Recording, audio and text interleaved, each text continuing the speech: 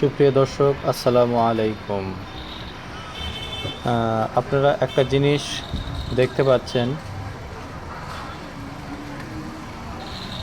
একদিন দুই দিন আগে যে বৃষ্টি বগুড়াতে হয়েছে, অন্য অন্য জায়গায় হয় নাই।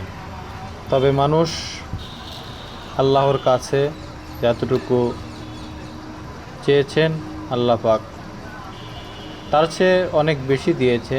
তারপরে মানুষ